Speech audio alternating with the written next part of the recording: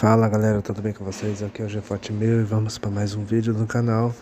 Bom, antes de tudo vocês podem voltar lá no vídeo da Libertadores de 85 que eu vou explicar, que eu estarei explicando, né, nos motivos, né, de eu não estar fazendo como eu estava fazendo, né? Embora eu estou fazendo, mas em voz mais baixa, porque vocês sabem os motivos, né? Estou no hospital, né? Com meu pai, enfim. E na Libertadores de 85, no começo do vídeo eu explico os detalhes, tá? Então, para quem não sabe, resumindo, né? Se vocês ouvirem barulhos estranhos, não se impressiona, porque o hospital é assim. E a gente vai falar da Libertadores de 87, né? E o regulamento é o mesmo dos anos anteriores, tá? Nada mudou. E o campeão da Libertadores de 87 foi o Peñarol do Uruguai. O Peñarol em 87 chegava ao 5º título da Libertadores e ao Penta, né? E convenhamos, né? Era o seu último título até então, né? Até o momento que eu tô gravando, esse é o último título que o Peñarol conquistou, né? Depois disso, o Peñarol nunca mais conseguiu, né? E o Peñarol não era favorito naquela Libertadores, né? Apesar de ter tradição já e uma camisa pesada e tal, o time não estava entre os cotados ao título, né? No começo da competição. E o time aurinegro apostava na velha garra, né? A raça uruguaia. E tinha um time até experiente, né? Nomes ali como Traçante, Perdomo e um jovem Diego Aguirre, né? Que para muitos era um menino talentoso, né? O Aguirre, para quem não sabe, seria aquele mesmo Aguirre que anos depois seria técnico, né? Do próprio Peñarol e ainda dirigiria times brasileiros, né? Aqui no Brasil, né? Como São Paulo, Internacional, enfim. O Peñarol jogou a fase de grupos, né? Que tinha o Progresso, né? O Progresso também do Uruguai, né? E os peruanos Aliança Lima e San Agustín. E o Peñarol avançou, né? Com 4 vitórias e 2 empates. Aí na fase semifinal o Peñarol enfrentou duas pedreiras, né? Que eram o River Plate, o atual campeão, e o Independiente, né? Dois gigantes ali para atrapalhar a vida do Peñarol, só que o time, né, supera os dois gigantes argentinos, né? E consegue avançar para as finais, enfrentar o América de Cali, né, da Colômbia. E o América de Cali era uma surpresa na época, né? Era um time sempre forte, né, na Libertadores. E era a terceira vez seguida que o América estava na final, né? Só que nas duas últimas ele tinha sido vice, né? E dessa vez, para muitos, o América dessa vez ia conseguir o título, né? Só que esqueceram que do outro lado era um time tradicionalíssimo, né? Em Libertadores, que é o Peñarol, né? No primeiro jogo na Colômbia, né? Em Cali, o América vence o Peñarol, né? Ganha de 2-0, né? Na volta, no centenário lotado, os uruguaios venceram os colombianos de virada, né? 2-1. E assim forçou um jogo extra em Santiago, no Chile. E o jogo decisivo foi pegado, né? Foi tenso e tal, e o jogo foi para prorrogação. E quando todo mundo já imaginava pênaltis, né? No último lance do jogo, aos 15 minutos, da etapa final, o Diego Aguirre faz o gol do título do Peñarol, né? Um título chorado, emocionante, e que ficou para sempre, né? Na história do Peñarol, né? Esse gol do Aguirre, né? Porque era o pentacampeonato do Peñarol, né? Na Libertadores.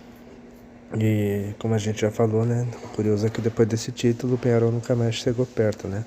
O mais próximo que o Peñarol chegou foi em 2011, né? Quando o time foi vice-campeão, né? Perdendo para aquele Santos de Neymar e tal, né? Depois disso o Peñarol nunca mais chegou perto, né? E ainda tenta voltar aos tempos de glória, né? O Peñarol. Agora vocês vão ver os gols não, né? O gol do título, né? Do Peñarol, né? E a gente já volta. Vamos, me gusta, disparo, ¡gol!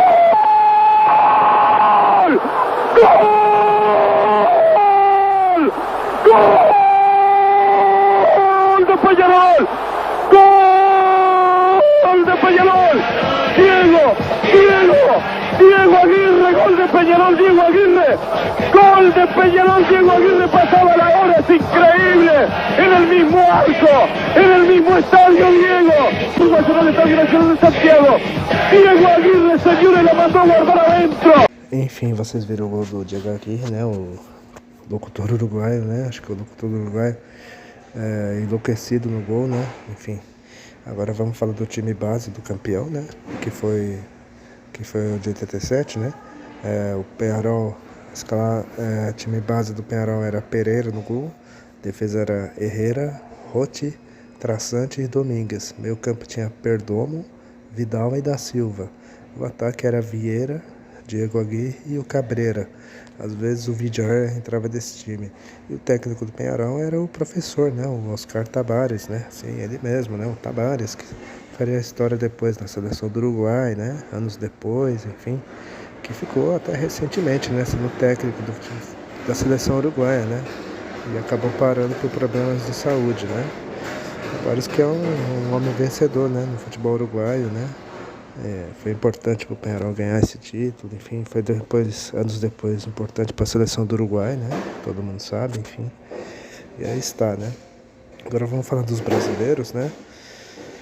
Guarani e São Paulo, né? O Guarani voltava à competição depois de 8 anos, né? O Guarani tinha um time forte, só que o Guarani não conseguiu avançar de fase, né? Já dançou na primeira fase, o Bugre jogou em seu grupo, que tinha o São Paulo, né? E os chilenos Cobreloa e Colo-Colo, né? Quer dizer, um grupo que até digamos fácil, né? 2 chilenos ali sem muita força. Tanto o Guarani como o São Paulo não foram bem, né? E agora vamos falar do São Paulo, né? São Paulo de novo decepcionava na Liberta, né? O time jogou a competição em crise até. Um famoso diz que me diz, né? Do Careca, que o Careca tava... Não sei se estava naquela de ir pro Napoli, não ia pro Napoli, tava uma confusão e tal. E o São Paulo sofria com os desfalques, né? Com seus craques servindo na seleção brasileira, acho que que disputou o Pan-Americano naquele ano, né? E além de lesões, enfim, e aí acabou pesando também, né? No final, São Paulo acabou lanterna do grupo, né? E foi muito pouco para um time que já almejava, né? Já naquela época já estava almejando o projeto Tóquio, né? O São Paulo que chegou até com esperança de fazer uma boa campanha na Libertadores, né? O São Paulo que estava querendo fazer uma boa campanha na Libertadores, não conseguiu, né? E ficou pelo caminho. Agora vamos falar do Peñarol no Mundial, né? No Interclubes, né? O Peñarol jogou um Mundial contra o Porto de Portugal, né? Porto de Casagrande, né? De Fernando Gomes, de Madier, né? E outros feras ali interessantes, né? Um dos melhores times que o Porto já montou em sua história, né? E era o campeão da Champions, né? O jogo foi equilibrado, né? Afinal, o jogo em Tóquio estava muito coberto de neve, afinal, muita neve, né? Se vocês verem a foto aí, que eu provavelmente postarei, né? Falando junto, vocês vão ver lá o estádio Yokohama, né? É um estádio internacional, né? Coberto de neve, né? E o jogo foi parelho e tal. No tempo normal, empate. E aí na prorrogação o Porto levou a melhor, venceu, né? E totalizando 2-1, e assim o Porto foi campeão do mundo, né? Algo que o Benfica, né? O rival Benfica nunca havia conseguido, né? Mas enfim, o Peñarol tentou ali, lutou o que pôde, mas teve que se conformar com o vice-campeonato, né? Então é isso, galera. Bom, espero que vocês tenham gostado, né? Espero dê um like, compartilhe o vídeo, comentem também. Eu vou ficando por aqui. Falou!